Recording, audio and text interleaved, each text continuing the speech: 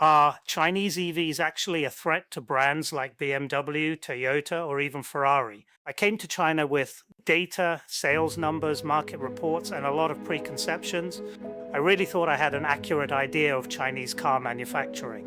What I didn't have was 40 minutes in the driver's seat. I spent an afternoon at the Hangzhou EV hub test driving 5 Chinese electric vehicles, BYD, XPeng, and others. Don't worry, I hadn't heard of most of those either.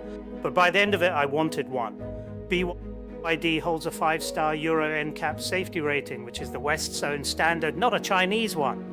BYD's LFP battery retains 80% capacity after 3,000 charge cycles. This is roughly twice the longevity of early Tesla NMC batteries. The XPeng I drove had level 3 autonomy, a vision-only stack with no LiDAR, and a cabin built around the software from the ground up.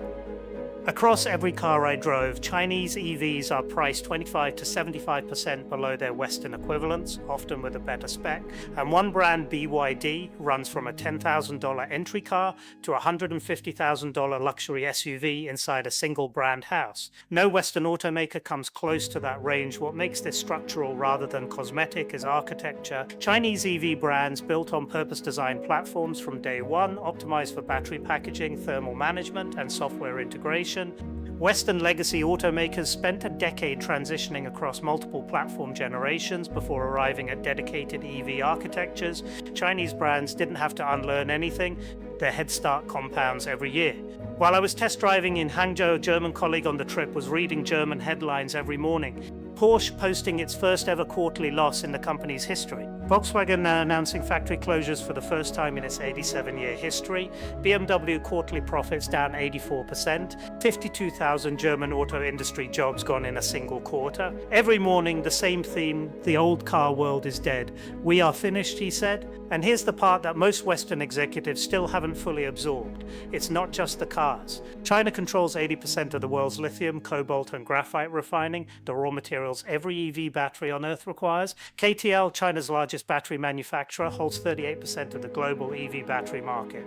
And KTL doesn't just supply BYD and NIO. KTL supplies Tesla, BMW, Mercedes-Benz, Volkswagen, the same companies whose headlines my German colleague was reading. They are already dependent on a Chinese company for their most critical component. On speed, Chinese EV makers bring a new model to market in 18 to 24 months. Most Western automakers still take 4 to 6 years. Ford CEO Jim Farley visited China to test drive these cars. He called it, I'm quoting, "the most humbling thing I've ever seen." Ford flew the vehicles back to Detroit to study them. Now, the most interesting car companies in China right now aren't car companies. Xiaomi, a phone manufacturer, entered the auto industry in 2021 with zero automotive experience. They launched the SU7 in April 2024. By 2025, they had delivered 258,000 units and outsold the Tesla Model 3 in China. Their 2026 target, 550,000 vehicles. Their car runs the same operating system as their phones. From the dashboard, you control your Xiaomi smart home. Your wearables connect. Your phone mirrors directly. Their CEO calls it human to car to home. One ecosystem, one operating system across your entire life. When you buy a Xiaomi car, you're not buying a vehicle, you're buying a node. Apple tried to build a car for a decade, spent billions on Project Titan, killed it. Xiaomi did it in 3 years and is now outselling Tesla in China. Huawei went further, banned from selling smartphones in Western markets by US sanctions. They didn't retreat. They turned the car into the next smartphone. Huawei doesn't manufacture cars, they sell the brain. Harmony OS cockpit, autonomous driving stack, and powertrain systems. Their partner brand A2 hit 1 million vehicles in 46 months. While Western companies are adding software to cars, Chinese tech companies built cars around the software and brought their entire customer ecosystem with them. The car is the new phone, and in China, the phone companies already won that war. Now look at the roads. In China, EV plates are green, ICE plates are blue. In Shanghai, a blue ICE plate through the city lottery costs up to $15,000. A green EV plate is free. ICE vehicles face driving restrictions, banned from certain roads 1 day a week. EVs, no restrictions. The system doesn't just incentivize EVs, it makes owning an ICE car progressively more inconvenient by design at every level of government. The result, 55% of all new car sales in China were electric in 2025. In April 2026, that number hit 60% for the month.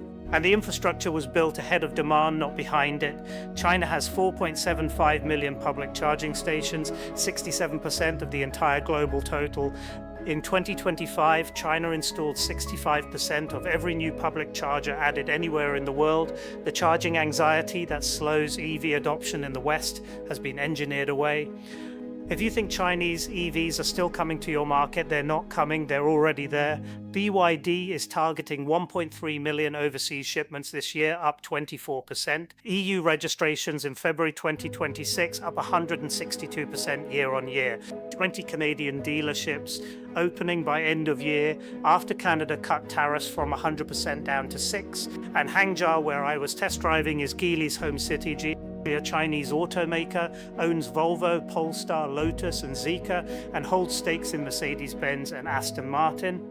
A Chinese company already owns some of the most iconic automotive brands in the Western world. Johnny Ive, the iconic designer of the iPhone, recently collaborated with Ferrari to produce the Luce, Ferrari's first ever fully electric car. Let's put it this way, there is a lot of controversy about the design. Chinese cars have always been maligned for their lack of design aesthetic and for being copycats. Now, for me, that is not even a factor. For me, I want one of these behind me. Chinese car manufacturers, they didn't come to compete, they came to collect. Here's the question for you as a leader. When your competitor thinks of their product as a node in an ecosystem and you think of yours as a product, you're not playing the same game. Which one are you in? In the next episode, I want to show you the system behind all of this, not the products, the engine that keeps producing on the strategy consistently every time.